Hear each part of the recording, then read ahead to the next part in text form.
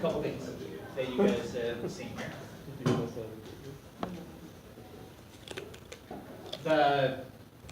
This is logical, right? The progression that the heart's going to go through from being normal all the way to being infarcted. As we travel down this arrow, as it goes from normal to infarcted, you will see, and this is important to recognize, you will see the ST changes get more and more depressed as we become more and more ischemic. And this is an important note here, okay, because this gets kind of confusing sometimes. But wherever that arbitrary line is, which it can be arbitrary, between the tissue being ischemic and the tissue being injured, you're not going to see the ST segment get more and more depressed and then slowly come up to become more and more elevated and cross normal again, cross the baseline again. It's just simply going to get more and more depressed until that tissue on the next beat is injured and not just ischemic.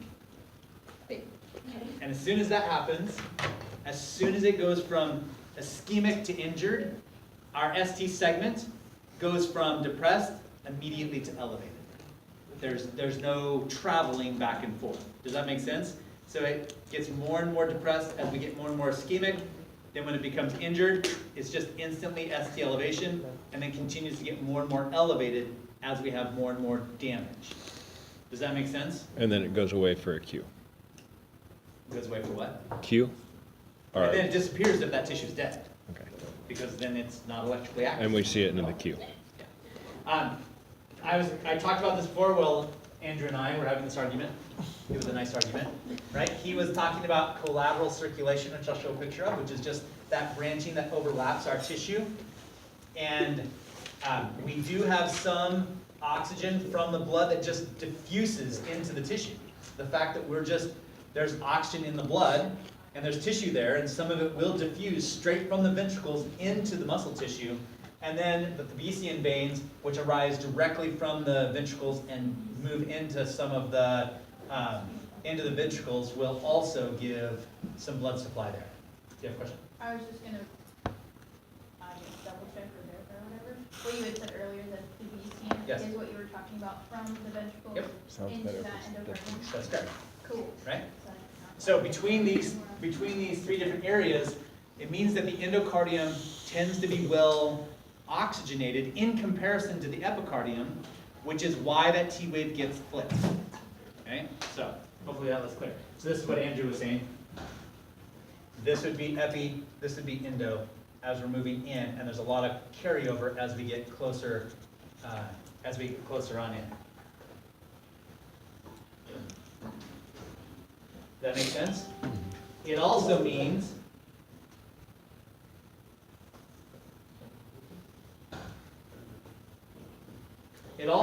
that the damage tends to be pie-shaped as well. Good? Okay.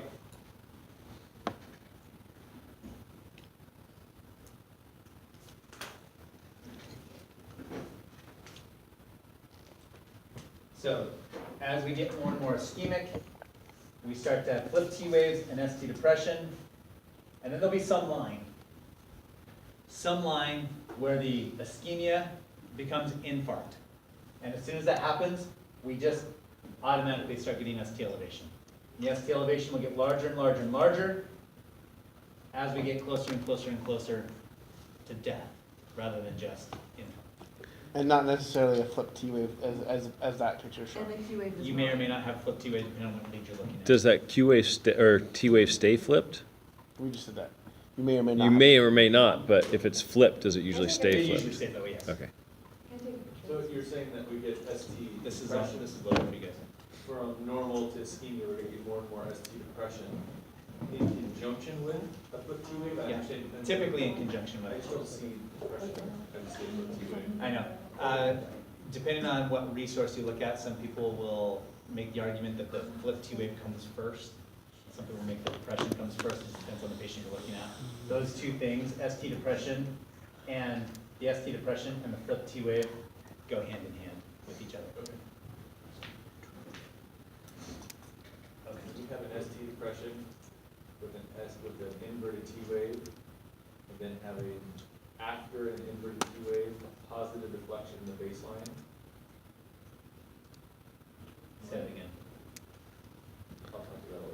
that it doesn't really look like ST depression. It looks like it's even with It's a the, cartoon picture. thank you. I didn't draw it, Okay. I'm just making sure that I'm, right? I get it. okay. It's a cartoon picture. Thank you. It's just a reference to say this is what happens, pay attention to it. Okay. Don't get hung up on, some of the details there. Okay, so Reciprocal changes. things you see here. The anterior wall is V3 and V4. The inferior wall is 2 ABF and 3. The lateral wall is 1 ABL, V6, and V5, as you can see. The septum is V1 and V2. And then make a note that the V1 and V2 are often showing you something that's happening on the posterior wall as well. Okay? In addition to that, some leads show reciprocal and some do not. V1 and V2 are reciprocal to the posterior. When you're looking at the inferior wall, 3 AVF and 2 are reciprocal to AVL and lead 1 primarily. On the lateral wall, things that are happening over here, you sometimes see reciprocal changes in V1 and V2, or if you do a complete 15 lead, then 7, 8, and 9 will show you reciprocal to the lateral wall as well. And the septal leads, we really don't see reciprocal changes unless we get a 15 lead, which we won't do if we see things that are happening in V1 and V2. And I want to be really clear on reciprocal leads for just a second. I said this before, a couple days ago, but I need you to make sure you walk away understanding this.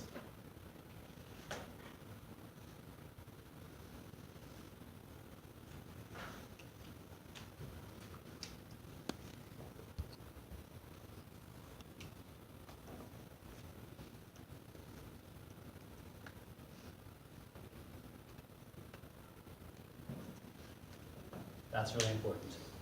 Depression is reciprocal to elevation. You don't have ischemic heart that shows up on reciprocal leads. It's when you have an MI and that electrical activity is completely whacked out that you see it reciprocally on the other side as depression. Does that make sense?